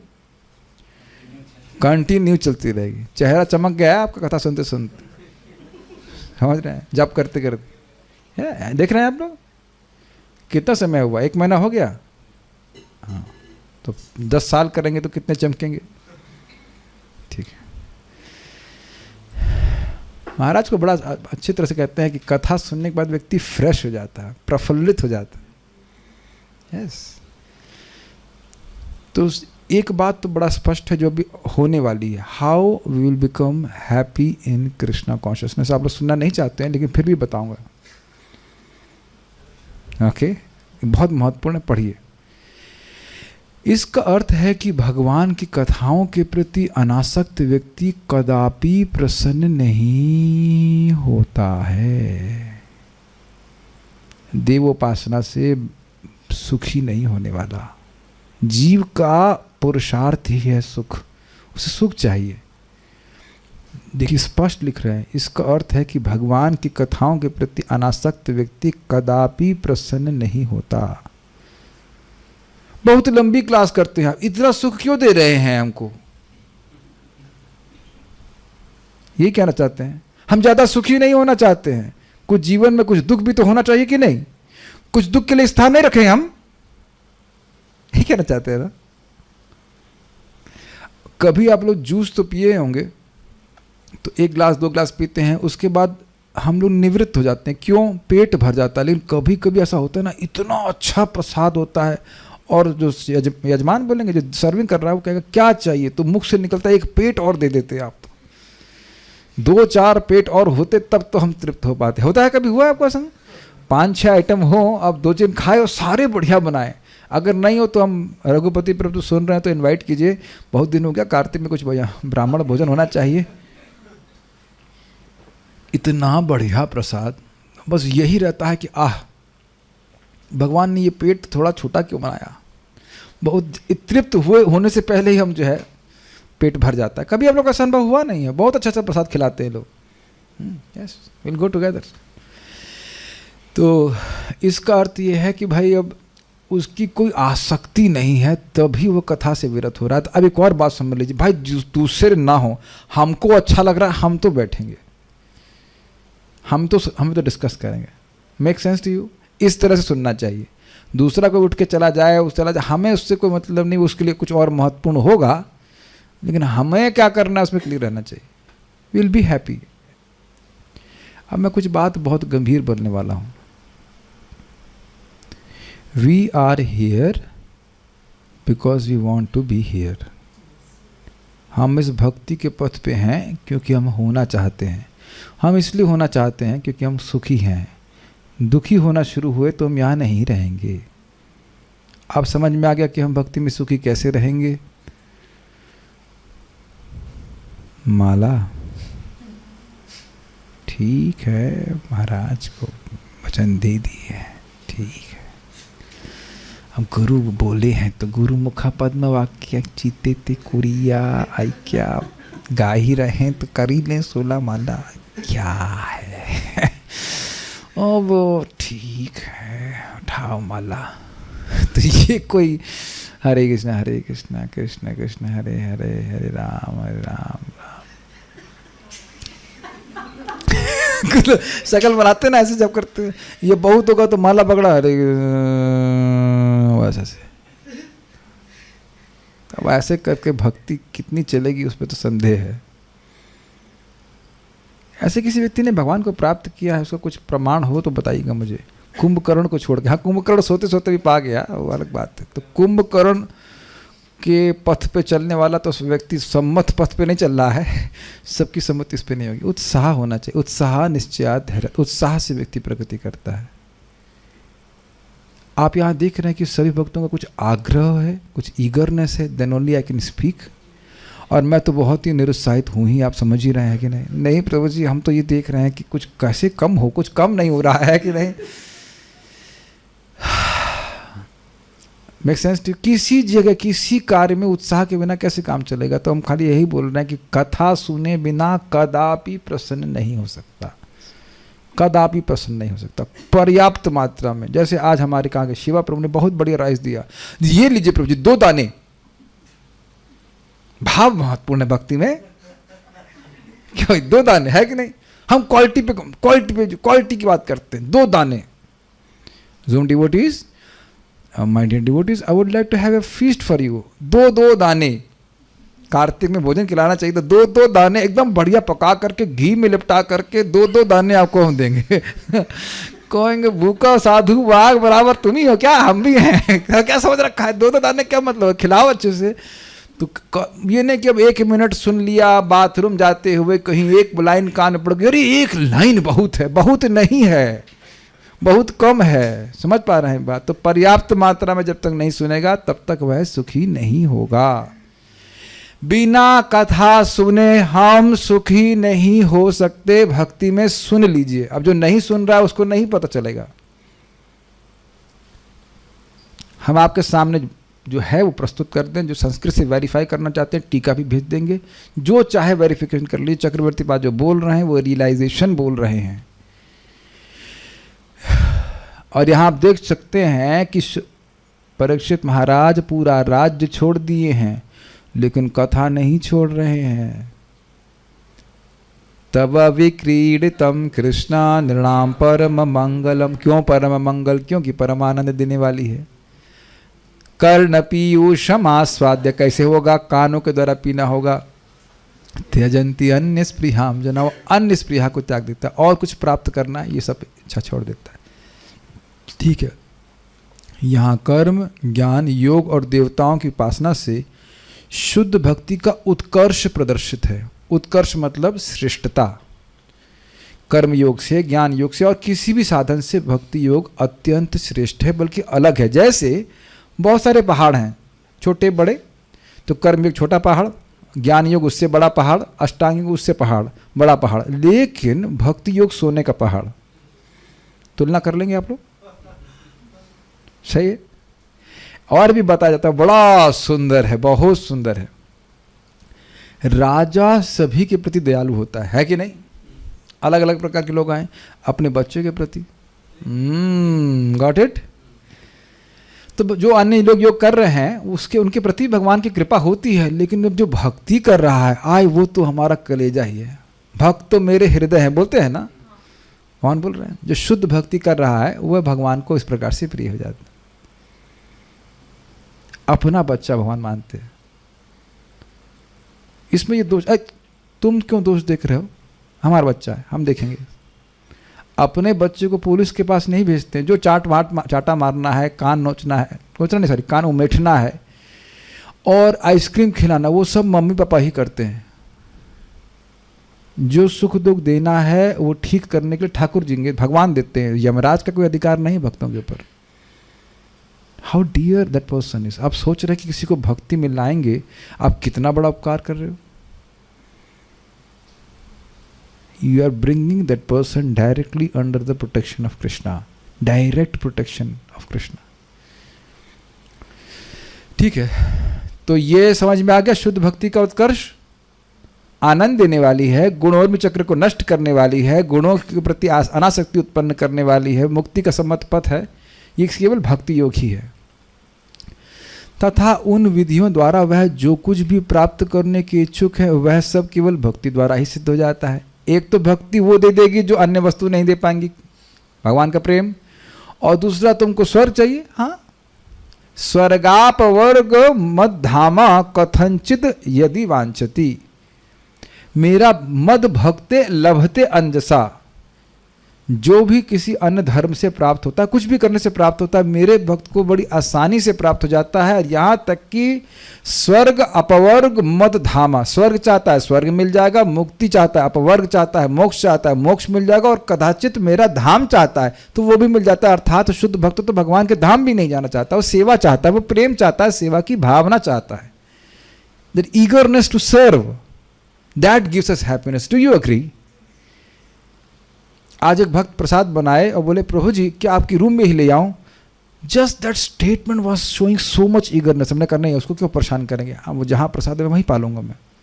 But that eagerness gives us happiness my dear devotees. आप समझ पा रहे हैं? सेवा से सुख नहीं मिलता है, सेवा का जो भावना है, जो आग्रह है, उससे सुख मिलता है। जिससे प्रेम करते हैं उसकी सेवा करने का आग्रह होता है कि नहीं, तब उसे अच्छा लगता है ना। वो खा रहा होता है तो खुशी मिलती है कि नहीं? कई बार लोग कहते हैं भगवान खाते नहीं ना इसलिए तुम देते हो। उनसे मुझे तुम्हारा लड़का मोटा भैंसा वो खाता है तो उसको तो वो क्यों देते हो उसको? तुम क्या तुम्हारा कल्याण कर देगा? होता है ना, थुल मोटे भैंसे हो जाते हैं, उसको खिलाने से क्या मिल रहा है तुमको? बताओ क्या मिल रहा है तुमको? नहीं करता ना सेवा को, तो वो तो कुछ कर भी सकता नहीं। खिला रहे हो क्यों? क्योंकि तुम्हारा प्रेम है। तो ये क्यों नहीं कहते थे भगवान से प्रेम नहीं इसलिए तुम नहीं खिलाना चाहते? एनीवेज हम बात कर रहे थे कि भक्ति योग में जो कुछ भी है, भक्ति योग के द्वारा जो कुछ भी जीव की इच्छा है वो पूर्ण हो जाएगी। आप नोट करो, लिस्ट बनाओ। ये हाँ, लिस्ट तो नहीं बना दिया? अच्छा तो कोई नहीं, लिखिए, आप लिख लीजिए, कोई दिक्कत नहीं। लिस्ट बनाइए और एक और अद्भुत होगा, भगवान इच्छा पूरी करते जाएंगे और आप पीछे कहेंगे ये तो इच्छा गायब भी कर दे रहे हैं। ओ नो, ये क्या हो रहा है? इच्छा पूर्ण कर रहे हैं और उसके बाद पूर्ण करने के बाद गायब। हम अपने जीवन में प्रैक्टिकल देख लिए एकदम। तो इसलिए वो कन्विंस्ड हूँ, 100% कन्विंस्ड हूँ। इच्छा दे देते हैं, फिर उससे वे रद्द कर देते हैं, फिर इच्छा पूरी कर देते हैं। तुमको समझ में आ रहा है शुक्रदास बेवकूफ़ कहीं के, क्यों इच्छा कर रहे थे हो? हाँ, नहीं कर रहा चाहिए था, लेकिन भगवान बहुत मृदु हैं तो बेवकूफ़ बोलते नहीं हैं, खाली प्रस्तुत कर देते कि मैं बेवकूफ़ था। And I desired all these material things which did not bring me any happiness. Do you agree? That's Krishna's mercy. आप मेरी बात समझ पाए मैं क्या कह रहा हूँ? ठीक है। तो धीरे धीरे समझ में आता है कि प्रेम बिना व्यर्थ मोरा दरिद्र जीवना, दास करी वेतन मोरा प्रिया प्रेम धन। और प्रेम तो बाद में मिलेगा, पानी देने से पहले। एक मिनट रुकिए भाई, मैं शुभजीत प्रभु कहूँ, प्रभु जी मैं बहुत प्यासा हूँ, गला सूख गया बोलते बोलते, थोड़ा पानी दीजिए। कहेंगे प्रभु जी के ग्लास कहाँ है? एक दिन ग्लास मिल नहीं रहा था, पहले ग्लास ढूंढ रहे थे, पानी देना है, इसके पास पात्रता नहीं। और मैं कहता प्रभु जी ये जेब में डाल दीजिए पानी। हंस रहे ना जोर से, ऐसे ही भगवान हंस रहे हैं। ये प्रेम चाह रहा है और उसके हृदय में तो इतना अहंकार भरा है, पहले तो अहंकार, उसके बाद तो पात्रता ही नहीं है, कैसे ये प्रेम प्राप्त करेगा? That's why Krishna will make us first humble and then he will put water of bhakti. नहीं, आप बहुत कुछ कह सकते हैं, हम खाली बस ये कहना चाह रहे थे कि भक्ति के द्वारा ही सिद्ध हो जाता है। और अगर आप भक्ति ही मांगे, फिर तो मज़ा आ जाएगा। भगवान भी यही चाहते हैं कि आप भक्ति मांगे, तो क्यों नहीं मांगा जाए? जो वो देना चाहते हैं तो क्यों नहीं मांगा जाए? कुछ समझ पा रहे हैं मेरी बात? हम भक्ति के अलावा कुछ मांगते हैं तो ठीक है, भगवान कहता है ठीक ही है, ठीक है, उदार है लोग, लेकिन उसको मांगने नहीं आया। परम पूज्य गौर कृष्ण महाराज के शब्द, इसको मांगने नहीं आया। इसको मांगना नहीं है कि क्या मांगना चाहिए हमसे, समझ रहे हैं? मांगना नहीं आया इसको। और आप रोज भीख मांगते रहे, हृदय से मांगते रहे कि give me the strength to be a true devotee. तो क्या आप सोच रहे हैं? वो सुनते नहीं है। इनसिंसियरली भी बोलना शुरू करो, बोलना तो शुरू करो, फिर धीरे धीरे सिंसियरिटी भी आ जाती है। We begin to resonate. आप मेरी बात समझ पा रहे हैं? शुरुआत में आपको लगेगा न धनम न जनम न सुंदरम, हम तो कह रहे हैं हा जनम, सॉरी हा धनम हा सुंदरीम इत्यादि, लेकिन बोलते बोलते बोलते बोलते उसका प्रभाव हमारे चित्त पे होने लगता है। तुम कृष्ण नाम कामम स्फुर में रसने रसे न सदा। हे कृष्ण के नाम मेरी जीभ पे आप रस के संग स्फुरित होइए। बोलते बोलते बोलते बोलते हृदय में अच्छा आ जाएगी। प्रार्थना तो बहुत बढ़िया है, सुनने में अच्छी लग रही है, इसका अर्थ क्या? अर्थ बड़ा अच्छा है। और फिर हम रेजोनेट करने लगते हैं, इसलिए सब प्रार्थना बोलनी चाहिए। ठीक है, तो जो कुछ भी चाहोगे मिल जाएगा, और भक्ति करने से भक्ति तो मिल ही जाएगी। तथा विभिन्न विधियों का अभ्यास कर रहे उन समस्त व्यक्तियों के लिए परम पुरुषार्थ अर्थात प्रेम तो अंततः केवल भक्ति द्वारा ही प्राप्त होता है। अतः शुद्ध भक्ति जो निष्काम कर्मयोग तथा ज्ञान आदि की उपेक्षा करती है, ज्ञान योग आदि की उपेक्षा करती है, जिसकी मुख्य क्रियाएं भगवत श्रवण कीर्तन तथा स्मरण करना है, यही प्रेम उत्पन्न करने की विधि है। समझ में आया? वह कुछ इच्छा लेकर भक्ति कर रहे हैं, और भक्ति करते करते अंततो गत्वा वो इच्छा तो मिल गई, उसके बाद भक्ति तो नष्ट नहीं होगी, आगे जाकर भक्ति उनको भक्ति भी प्रदान करेगी। श्रद्धानुसारे न फल हेतुकत्वात्, भगवान का वचन है कि उनका अर्चन, उनका भजन कभी नष्ट नहीं होता है, कभी व्यर्थ नहीं जाता है, लेकिन व्यक्ति की श्रद्धा के अनुसार होता है। आपके संग पता नहीं कभी ऐसा हुआ है कि आप जप कर रहे हो और एक इच्छा आ रही है, मोबाइल। आप सब लोग शुद्ध भक्त हैं, मैं क्या बोलूं, और वह इच्छा पूर्ण होने लग जाती है। अच्छा, तो यहाँ मिक्स्ड डिवोटीज हैं इंक्लूडिंग माई सेल्फ। इधर देखता हूँ आप लोग संग भी ऐसा कुछ है, होता है कभी कभी इच्छा आ जाती है, क्या बोल रहे थे, बोनस हरे कृष्ण हरे बोनस हरे कृष्ण बोनस।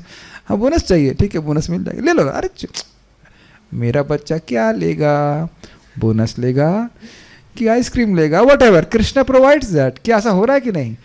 अब हमें ये चेक करना होगा कि क्या हमारे हृदय में ऐसी तीव्र लालसा अभी प्रेम प्राप्त करने के लिए आ रही है कि नहीं। डोंट वरी, भक्ति करते जा रहे हैं तो फिर धीरे धीरे करके वो लालसा आने लगती है। अरे ये सब तो मिल गया, अरे मज़ा नहीं आया इसमें, काश नाम में रुचि मिल जाती, काश भागवत में रुचि मिल जाती। और वो तब मिलेगा जब हम ऐसे भक्तों को देखेंगे जो इस प्रकार से सुखी हैं। भाई माधव प्रभु का कीर्तन देख करके कोई व्यक्ति सोचेगा नहीं कि काश हम भी इस प्रकार से कीर्तन में अब्जॉर्ब हो जाएं। तो भक्तों को सुखी देखना पड़ेगा, तब ऐसी इच्छा आएगी, नहीं तो नहीं आएगी। एग्जाम्पल दे रहा हूँ, आनंद प्रभु को देखा मेरे हृदय में छाई कि मैं भी कीर्तन में इसी प्रकार से हारमोनियम बजा सकूँ। आपने भी किसी मदन प्लेयर को देखा होगा। Unless we see some examples nobody will desire anything, सब थ्योरी में रहेगा। परम पूज्य राधा गोविंद महाराज पूछे थे हनुमान प्रसाद पदार, श्रीपद हनुमान प्रसाद पदार जी को कि हम चाहते हैं हमारी भागवत में मति लग जाए। तो उन्होंने कहा कि अब आपकी ऐसी सदिच्छा है तो भगवान जरूर पूर्ण कर देंगे, क्यों नहीं करेंगे। वो तो चाहते हैं कि ऐसा वरदान मांगे। इसीलिए श्रेष्ठतर भक्तों को सुनना चाहिए, उनके जीवन को देखना चाहिए। तो हमें लगता है काश हम भी ऐसे भक्त बन सकें। इसीलिए भक्तों का चरित्र सुनना चाहिए, प्रहलाद महाराज, ध्रुव महाराज इत्यादि इत्यादि। तो आप देख रहे हैं कि हृदय में इच्छा आती है। यद्यपि मैं उस अवस्था में नहीं हूं, लेकिन इच्छा तो आती है ना, ये बात है। तो अंततोगत्वा वह है। अच्छा, दूसरी बात एक और इंटरेस्टिंग है, कैसे होगा। वो कर्म के मार्ग के लिए, स्वर्ग जाने के लिए कुछ कर रहा है, और मान लो गजेंद्र मोक्ष का पाठ पढ़ रहा है, तो मालूम चलेगा ना कि गजेंद्र को भगवान कैसे बचाने आए। नहीं सुनेगा वो, तो सुन रहा है तो कान में जा रहा है ना कुछ इच्छाएं। प्रहलाद महाराज के बारे में सुन रहा है, बलि महाराज के बारे में सुन रहा है, यस। तो धीरे धीरे उसका हृदय रेजोनेट करने लगता है। वो शब्द बहुत शक्तिशाली है। Got it? ठीक है, थोड़ा अधिक समय लगेगा लेकिन वो शुद्ध हो ही जाएगा। यह सुखदेव गोस्वामी का अभिमत है, सर्वसम्मत पथ। ये इंटरेस्टिंग है, सम्मत मतलब सर्वसम्मत, और यहाँ कह रहे हैं कि यह सुखदेव गोस्वामी का अभिमत है। तो अब एक बताइए, इंटरेस्टिंग बात है, सुखदेव गोस्वामी जी ये सम्मत शब्द का प्रयोग किन के सामने कर रहे हैं? परीक्षित महाराज अकेले बैठे ना, 88,000 ऋषि, अगर जो भी नंबर है उसमें बैठे हैं, और बड़े बड़े व्यासदेव, नारद जी, सब लोग बैठे हुए हैं, और कोई व्यक्ति नहीं बोल रहा है कि ना हमारी इसमें कोई सम्मति नहीं है। मति मतलब जिसको आप अच्छा मान रहे हैं, तो सम्मति मतलब सभी ऋषि जहाँ उपस्थित हैं वो सब मान रहे हैं, हाँ सही है। इसीलिए बोला गया गुरु मुनि नाम, वह भागवत बोलने के द्वारा मुनियों के भी गुरु हो गए, नारद मुनि के भी और व्यास मुनि के भी। क्यों? क्योंकि उन लोग को ऐसा लगा कि ऐसे तो भागवत हमने कभी सुनी ही नहीं। जिसने स्वयं भागवत की रचयिता है व्यासदेव, वो कह रहे हैं, अनुभव कर रहे हैं कि ना ये तो मैंने ऐसे भागवत कभी सुनी नहीं। इस प्रकार से भागवत को बोले हैं सुखदेव गोस्वामी, इतना रस लेकर के। हम लोग इसी श्लोक की टीका में पढ़ चुके हैं। मुनिम गुरु मुनि नाम, मुनियों के गुरु हो गए, व्यास मुनि के गुरु और नारद मुनि के गुरु हो गए भागवत बोल करके। और उसकी प्रमुख विधि क्या है? श्रवण कीर्तन स्मरण। We can not neglect this.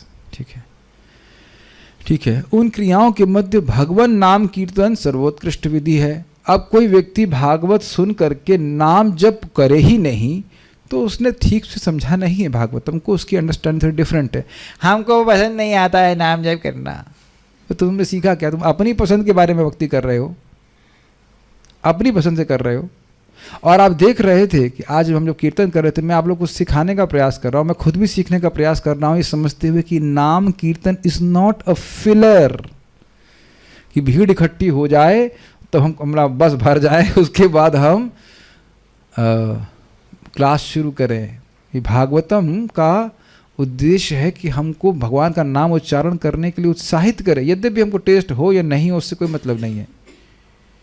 Do you agree with this? क्या श्लोक था वो? वरम मुहूर्तम विदितम श्रेयसे घटते श्रेयसे यतः। पूरा जीवन बीत गया, उसमें वो मुहूर्त बहुत अच्छा है जिसमें विदित हो जाए कि मैंने अपना समय व्यर्थ किया। तो क्यों? तो क्योंकि हो सकता है कि वह अब श्रेयसे अर्थात नाम संकीर्तन के लिए घटते अर्थात प्रयास करे। याद आ रहा है? श्लोक सुन चुके हैं।